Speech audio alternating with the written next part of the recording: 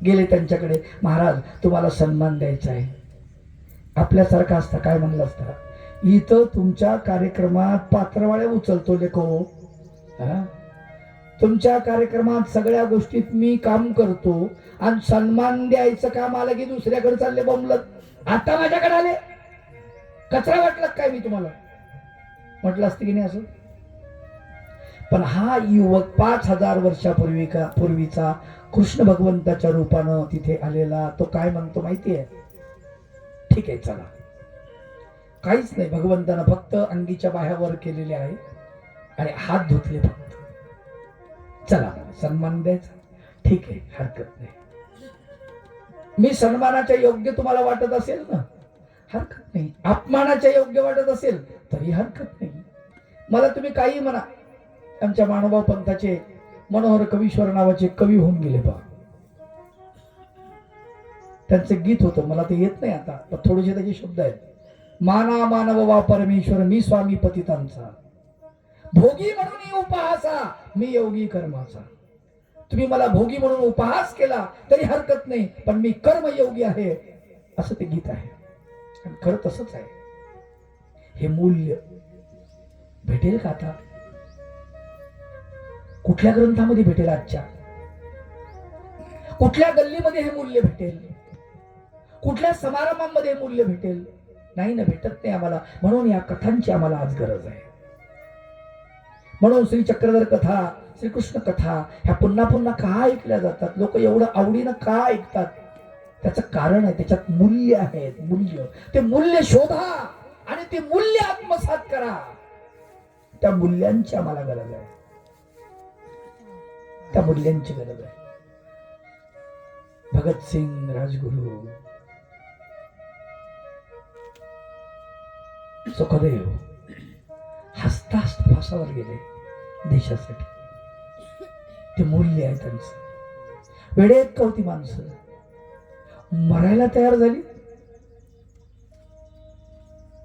आजही असे वेडे आहेत ना, मरायला तयार होतात, आपलं नाव नोंदणी करतात आणि बॉर्डरवरती निवड करतात की मला बॉर्डरवर पाठवा. कमाल आहे की नाही? ध्येय वेडे माणसं. त्यांचं चरित्र गायलं जातं. लक्षात घ्या, शिवाजी महाराज की म्हटलं की लोकांच्या तोंडातून जय बाहेर येतं, कारण तसं केलेलं आहे समाजासाठी. म्हणून छत्रपती संभाजी महाराज, ज्यांच्या अंगावरती कानात शिस ओतलं, गरम उकळून अंगाचं कातड सोलून काढलं, लाल बुंद शरीर झालेलं आहे, 40 दिवस हाल हाल करून मारलेला आहे. संभाजी राजाला सांगितलं, जर तू मुस्लिम धर्म स्वीकारला तर तुला सोडतो, जीवदान देतो. काय म्हणायला पाहिजे या राजानं? त्यानं सांगितलं, मुंडी घे, शेंडी देणार नाही. शेंडीमध्ये माझा धर्म आहे, मुंडीमध्ये माझा प्राण आहे.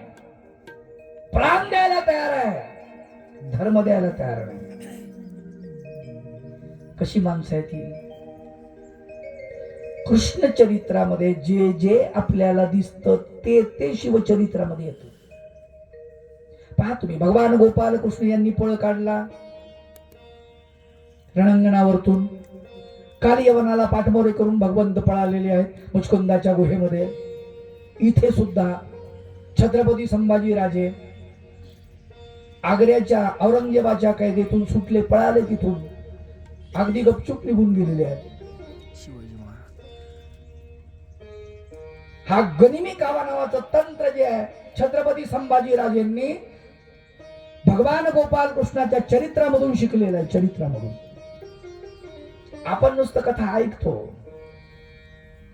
त्यांनी त्या कथा अंमलात आणलेल्या आहेत. काळ यवन प्रचंड धिप्पाळ, त्याच्या पुढे कृष्ण उभे राहिले, कशाच्या बळावर उभे राहिले याचा अभ्यास केलेला आहे छत्रपती शिवाजी महाराजांनी. भगवान गोपाल कृष्ण के फार उंच होते असं थोडं, सामान्य मूर्ती होती. आवाडावी शरीर नव्हतं भगवंताचं. काळ यवनापुढे भगवंत ठेंगणे होते.